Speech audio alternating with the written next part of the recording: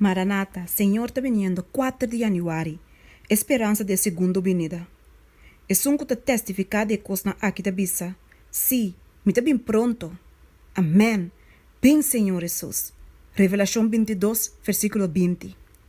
E segunda venida do Senhor sempre estava a esperança de seu verdadeiro seguidor. Não? E promessa que Salvador arrase na seu discípulo, não? Ribeiro de Oleife, promete que ela despedida, não? Permitindo que ele venha back a iluminar o futuro para seu discípulo, não? Llenando no coração não, com alegria e esperança. Com tristeza não por sácia e nem prova não por paga.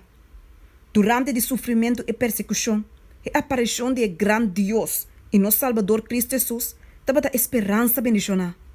Ora que cristiana de Tessalônica estava a llenar com tristeza, segundo não estava a dizer na ser querida, que na espera de por a Bíblia te para mira e venida do Senhor, Pablo, na maestro a dirigir na ressurreição, que lo toma lugar na Salvador sua venida.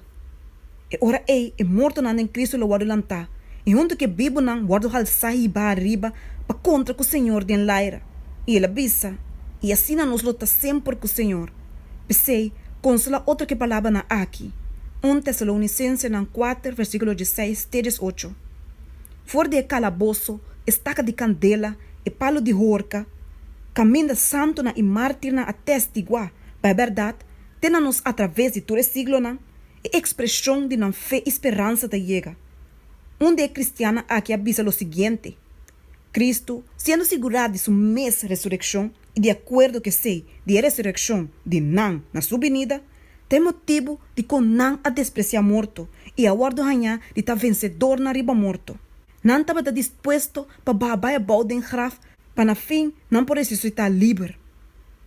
Não estava à espera para o Senhor vir for de cielo, denha nubia não com a glória de sua tata, tecendo na justo não e tempo não de reino. Igual densa não estava a cariciar e mesmo fé. Wycliffe estava a angelar na redentor sua aparição como esperança de igreja. Riba Patmos, turna barranca, e querido discípulo atende a promessa. Sim, me está bem pronto. Isso angeloso contesta a expressar a oração da igreja durante a inteira sua peregrinação. Amém. Bem, Senhor Jesus. Revelação 22, versículo 20.